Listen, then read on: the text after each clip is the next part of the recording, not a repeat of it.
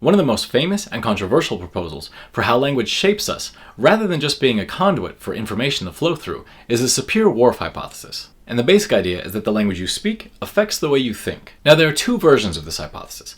The strong one says that your language determines your thought, while the weak one says that the language you speak has some impact on the way you think. Other scholars have said something similar. Ludwig Wittgenstein, after spending the first part of his career arguing based on the assumption that language could represent some pre-existing reality or world, and that language could somehow be universally true, came to say, famously, that the limits of my language mean the limits of my world. Jacques Derrida is another influential figure in the same vein. His deconstructionism rejects the notion that there are some truths already existing that can be expressed through language. When we use language, we aren't articulating some pre-existing thing or things. We are instead making meaning as we use the language. And what words and expressions actually mean can only be determined by how they're used in a given situation.